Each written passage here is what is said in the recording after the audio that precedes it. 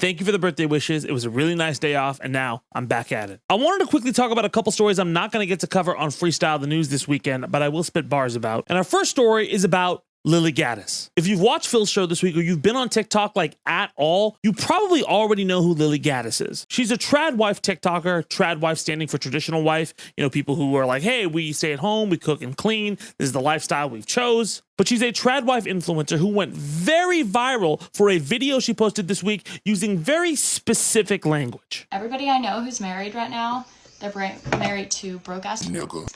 She didn't stop there.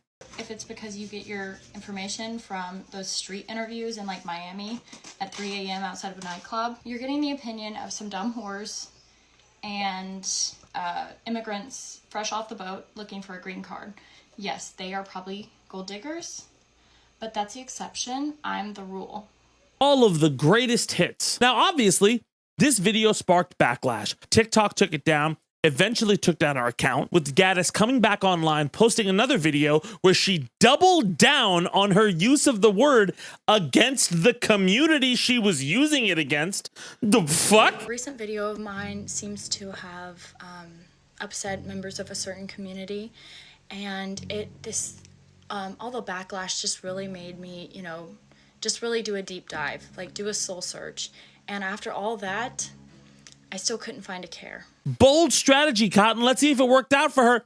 It did not. It did not work out for her at all. She was immediately doxxed, fired from her job, which, by the way, I am not advocating doxing. We've talked a lot about the ethics of that kind of behavior in general between private and public individuals. But I am saying if you see a bear growling at you and you throw a rock at its head, that's what the fuck happens. So Lily is fired from her job and almost immediately goes on and does an interview with InfoWars. She also tweets, thanks Black community for helping to launch my new career in conservative media. You all played your role like the puppets you are, which is the equivalent of a Scooby-Doo villain ripping off their mask and being like, I'm not a slime monster. I'm just a fucking piece of shit who terrorizes a mansion. Boo!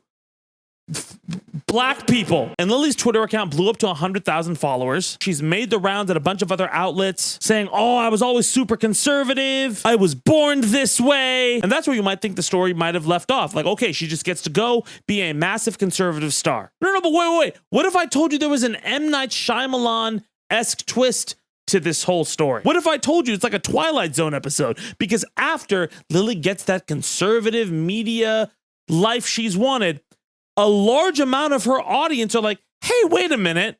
You look really Jewish. They think she's a secret Jewish spy. But apparently, a lot of the audience that Lily's trying to court really don't like Jewish people for some reason. So much so that they're comparing her facial features and her mother's facial features, particularly her nose, and saying she dated a secret Muslim. You know, these guys sound like really big Volkswagen enthusiasts, if you know what I'm saying. Like really old school Volkswagen and BMW enthusiasts. And Lily went, I'm not Jewish, I promise you.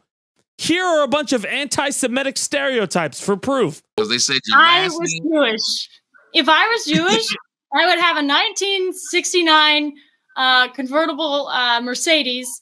I would have a beach house in Hawaii.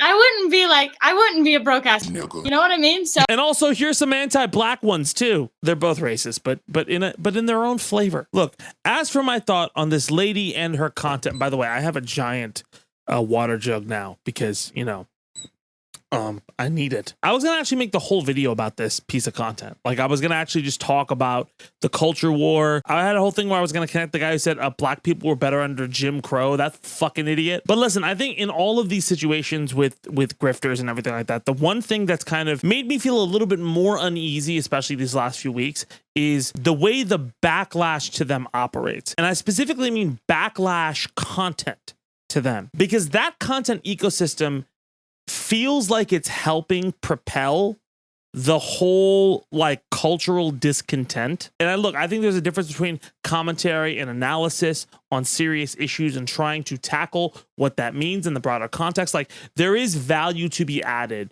from looking at this person's statements and disseminating them in a way that tells us more about the culture we're living in. But I do think there is a certain contingency in ecosystem that when people who are really, really shitty say something clearly absurd, clearly insane. There's a content ask to argue or to engage with a deliberately insane statement, which I feel makes it worse because now that statement is the center of everybody's attention. Like, I'm going to be very real and I'll be very direct. I do not think this lady deserves people's attention. Not because of her efforts to kind of growth hack her way into a position she wanted, but she's being deliberately malicious and deliberately shitty, banking on other people's pain and hurt to propel her, which ain't great. Like, everything she said was obviously rage bait. By the way, I think it's really interesting that her idea of what conservatism is just racism.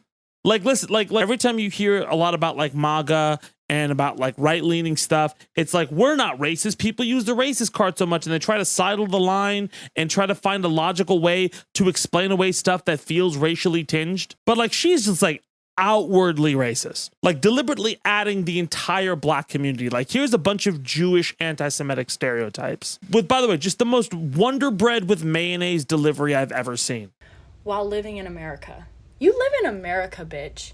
You live in the freest, safest country in the world, and you have the nerve to play the victim card? She's like Daria if Daria was like a cheerleader, which makes her way less interesting than Daria. But the point is, I don't think grifters like this deserve your attention because they're not having any significant effect on everybody else. They make you feel bad. They throw a rock at you, it hits and it hurts, but you have somewhere to be.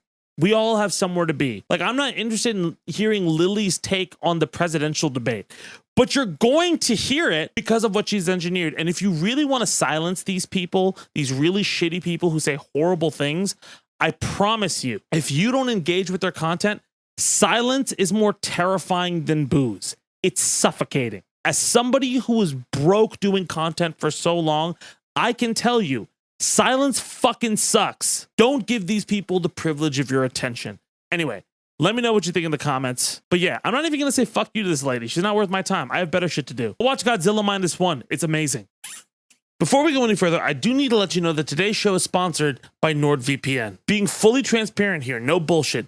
NordVPN has been an essential part of my internet experience for like the last 4 years. Before this channel popped off, before we had like anything, I was using NordVPN constantly just to browse the internet, protect against malicious attacks like middleman attacks and DDoS attacks, and make sure my online activity remains mine and not anybody else's. A lot of times I write Freestyle the News or even Zed Talks from like a coffee shop or something like that, just because I need to get out of the house. And when I'm working remote, Nord is essential to keeping my activity secure, whether I'm working on the go on my laptop or even on my phone. Also, and I'll be very honest, I use it to watch movies in other countries. There are certain restrictions on streaming services of what's available where, and Nord is kind of like a nice little way to get through that. And aside from finding download trackers and intrusive ads and all of the other issues that come with browsing the internet, Nord is a fast VPN. At least in my experience, it has been fast when it comes to browsing the internet. It feels very seamless. So listen, if you want your internet experience to be your own,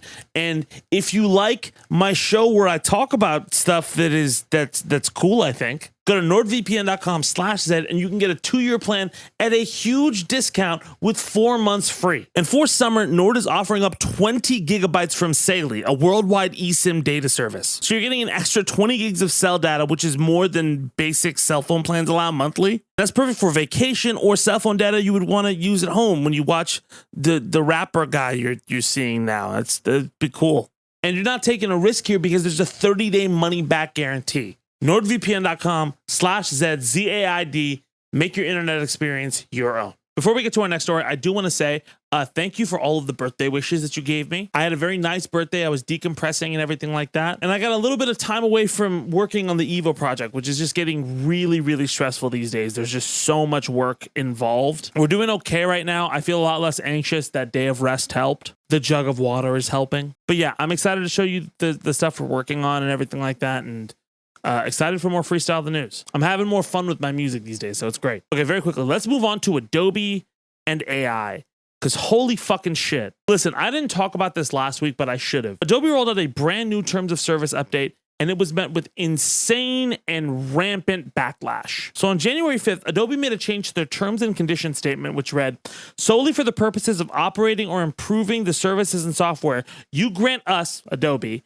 a non-exclusive worldwide royalty-free sub-license to license, to use, to reproduce, publicly display, distribute, modify, create derivative works based on, publicly perform, and translate the content. For example, we may sublicense our right to the content to our service providers or to other users to allow the services. Do you know what this is? As the terms of services are laid out, that means that content that you make within the Adobe software, you grant Adobe a license to make derivative works, to change, to use, to sublicense in a way to improve the software, or in this case, however they wish, because it's fucking vague enough. And there was a shit ton of backlash. The designer Wetterschneider said, here it is, if you are a professional, if you are under NDA with your clients, if you are a creative, a lawyer, a doctor, anyone who works with proprietary files, it's time to cancel Adobe. Delete all the apps and programs. Adobe can't be trusted. Duncan Jones, a well-known movie director, hey Photoshop, what the hell was that new agreement you forced us to sign this morning that locked our app until we agreed to it?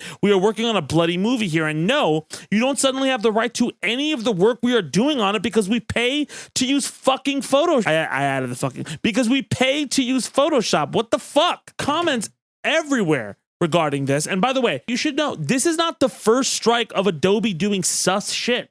They've been doing sus shit for a fucking while right now. Adobe eventually, after a long and arduous ass kicking, clarified that they'll never own your work or use it for AI training. That's not what the terms clarify, and they're going to issue updated terms overall to try to remove that. At least the guy from Behance is saying that will take time. But just like the Unity engine shit that was pulled a little while back, I think that doesn't change the big gaping issue here. Adobe has been having trouble for a while, like I said, since they became the go-to editing app next to DaVinci Resolve after Final Cut made disastrous changes a while back. Premiere has had a list of stability issues, huge criticisms over its pricing plan, huge criticisms with every new feature it rolls out. Adobe as a company has been very rigid to try to respond to these sorts of things. Yes, they make some of the greatest, most innovative features for content creators. They also break a lot of necessary fundamental features for content creators. I was a huge evangelist for Premiere back when everybody was still using Final Cut. And now that Premiere has actually won that fight, I feel less and less drawn to evangelize about it. It's not the best program out there. It's just the one you have to use. Not even have to anymore at this point. And while it's great that they're walking back their concept about AI scraping, like, bro, it's hard to trust Adobe. It's honestly hard to trust all of these editing software programs. Like, we need to have a talk about these editing programs and what they've been doing over the last few years. Because it feels the content model is the same. Gain your trust, be a huge streamlined workflow, and then fuck you to oblivion. I'm recording this on Pro Tools, by the way. Pro Tools is the best. Like, it is such a unique, robust, brilliant software for a lot of things. It's also fucking terrible. Pro Tools has so many fucking issues, and it's because of Avid. For the longest time, I don't even know if I have it here. I don't even have it here. You had to have a little USB thing called an iLock. You would have to plug into your computer in order to run the software. And here's the thing about Pro Tools iLock. The entire business model is designed for that iLock to break or be lost, and you have to pay them $50 to retrieve your licenses. Now there's something like you can access it online. I access my Pro Tools online, that's fine. But if there's an outage, if you want to work remote, or if you want to be on a train and work on your shit, you got to get that shit approved first. And listen, creatives will pay for products they enjoy and they care about. People will pay for Adobe. Like, if it's really caring about its users, people will pay through the nose for Adobe. But not if you put a gun to their head, and not if they're afraid their content is going to disappear from them and appear in a fucking weird Adobe ad the next day.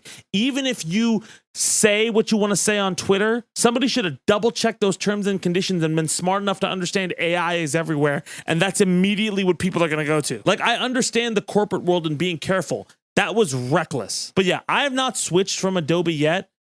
this has seriously made me consider doing so. I'm thinking about DaVinci Resolve, but we'll see how it shakes out. Let me know what you think in the comments. The good thing is there is a lot of editor competition out there, and it feels like it's going to heat up very, very soon. But anyway, that's our show. Thank you guys so much for watching. We're going to be back on Sunday with a brand new freestyle of the news. But anyway, my name is Tabani. Thank you guys so much for watching. Thank you for the happy birthdays, and I'll see y'all soon. Let's go.